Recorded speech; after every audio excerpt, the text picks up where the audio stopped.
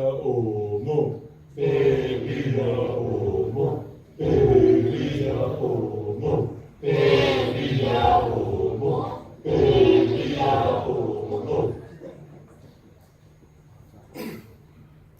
1987, midnight. A 13-year-old boy lies in his bed. His parents are in the living room watching TV. The street is safe and serene. When all of a sudden, a group of kids, of teenagers, screams out loud, "Harry the fag." That boy was me. As a boy, I always thought that being gay meant that you end up alone, with no friends and no family of your own. But today, I'm proud to stand here before you and share with you the story of my family.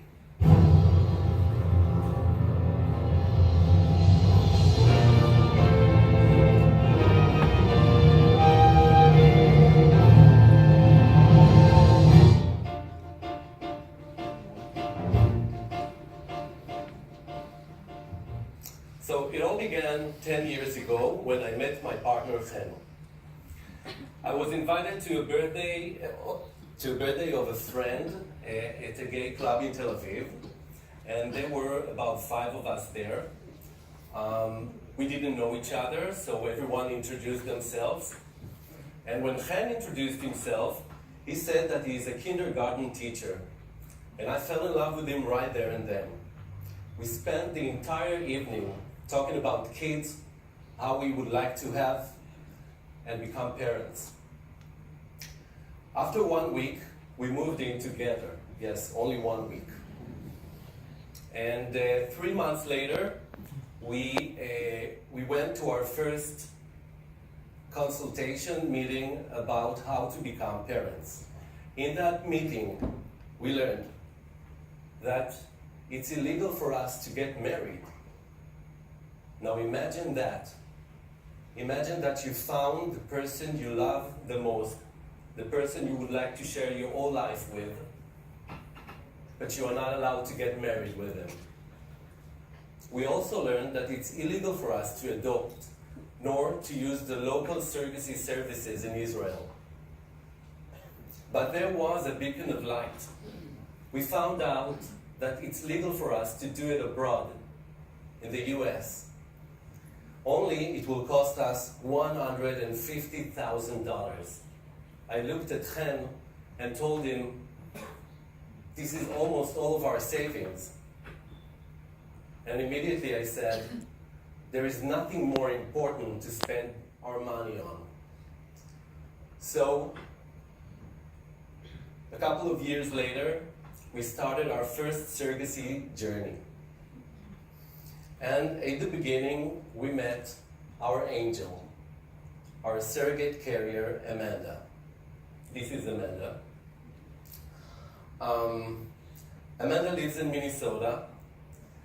She's married and has 3 kids of her own. And she wanted to help us become parents. And this is what Amanda thinks about being a surrogate carrier. Hello, Chen and Perry. Hello to the Glickman and the Shabtai family. Hello to everyone in Israel. I was Noah's surrogate carrier. I wanted to tell you a little bit about why I decided to be a surrogate. I realized a long time ago that it's very unfair that there are couples in the world who cannot have children on their own for a variety of reasons. And I realized that I wanted for them to be able to experience the love and the joy that I have had in my own life with my own children. So because of that, I was compelled to be a surrogate carrier. It's a decision that I am so happy about and I have no regret. 6 months later, Amanda got pregnant. And we soon learned that it will be twins. We were so happy. We were overwhelmed by that. Not only are we going to become parents, we'll be the parents of twins.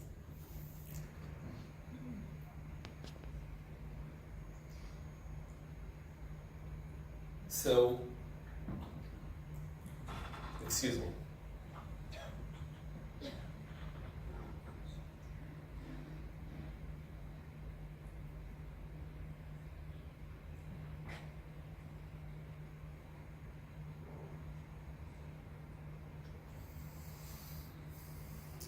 I remember that day when I was driving back home from work and my phone rang. And it was a US number. And it was Amanda's doctor there. And he said that, I thought, why would he call? We are only 7 months. We still need a couple of months for the pregnancy. And he said that one of the babies is having trouble and we must deliver right away. After 3 hours, Chen and I were in the airport. And just before we went up the airplane, we got a phone call saying that both babies were born and they are doing well. When we came to Minnesota, we felt like strangers. We didn't know the people there, we didn't have friends there. We had some issues with the language because of all the medical concepts. Both babies were in the NICU. And everything was new to us, whether it's the law or the insurance system and so forth. After 3 days, to our great misfortune, we named the girls Noah and Shani, and after 3 days, to our great misfortune, Shani passed away. She was too tiny to survive. And we were broken. We didn't know what to do. But we had Noah, and we had to be strong for Noah. And we did that. Because of Noah, we could survive this. So I would like you to meet Noah. We stayed with Noah at the NICU for 5 weeks, supporting her in every way we could. And she grew up to be a very lovely, beautiful, healthy little girl. After about 4 years, we wanted to extend our family and to bring Noah a sibling. So we called our angel again, and Amanda wanted to help us again. And after a year, our son, Daniel, was born. This time everything went according to plan. And Daniel is really cute, isn't he?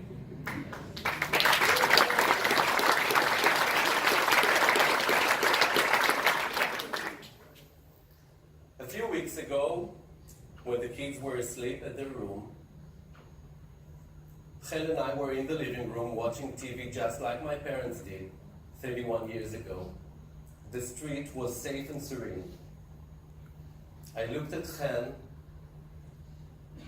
and in a moment of revelation, I told him, we did it.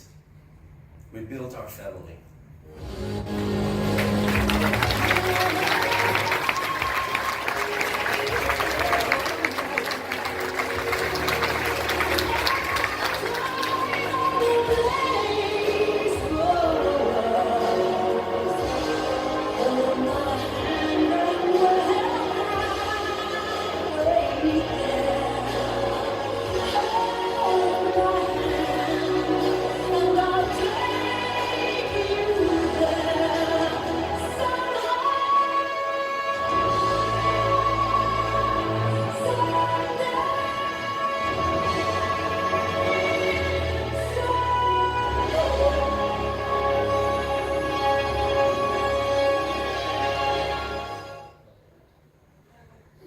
So our second services journey with Daniel happened while I was working for F5. And I wanted to give F5 a high five. Some people here really helped me. First and foremost, I would like to say thank you to Galit and the HR team.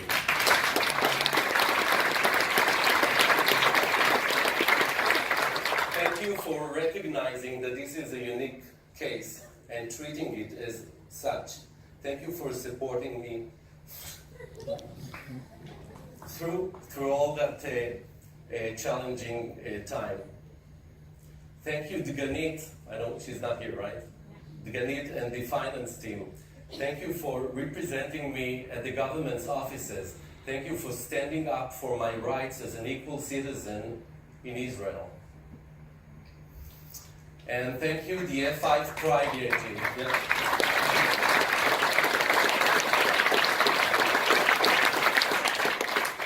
Thank you, the F5 Pride EAG. Some of you are now watching.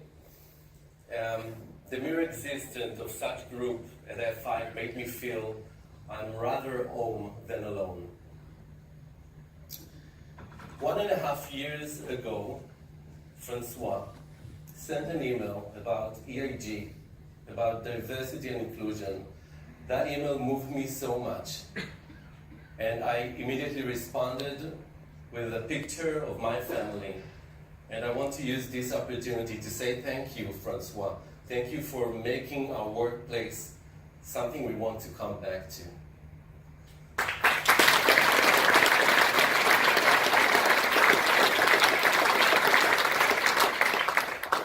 So what's next?